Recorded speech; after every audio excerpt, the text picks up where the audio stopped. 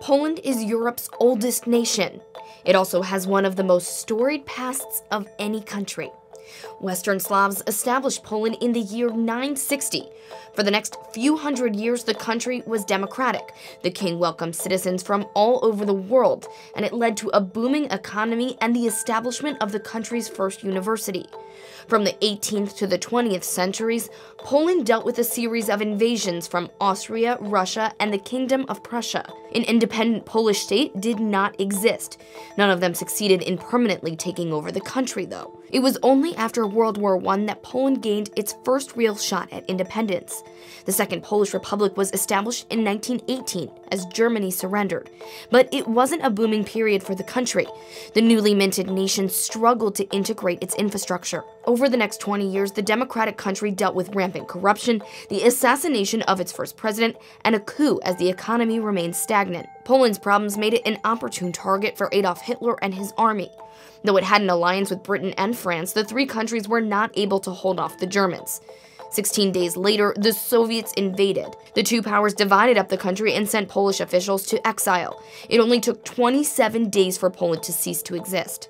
The Polish underground state was quietly formed with hundreds of thousands of members. Still, Germans not only took over the country, they decimated it. 5 million Poles died, 3 million of them Polish Jews. Polish Jews died in ghettos or Nazi-run concentration and death camps. We're in the center of Old Town Warsaw. This is the heart and soul of the city.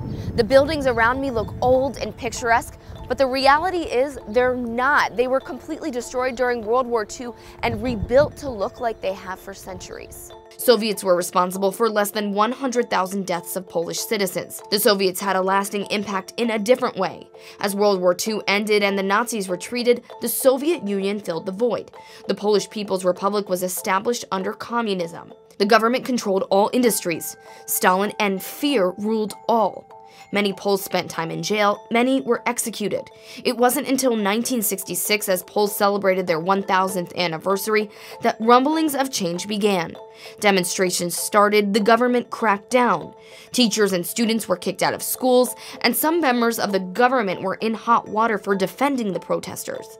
Positivity towards Jews was arguably at its highest point in decades, but it wouldn't last. A resurgence of anti-Semitism began during this time as Israel won the Six-Day War of 1967. Israel defeated the Arab countries, backed by the Soviets. Zionism became a dirty word, and once again Jews were named the problem of Poland. Nearly all of the remaining Polish Jews left. Relative stability lasted for more than a decade, until martial law was declared in Poland.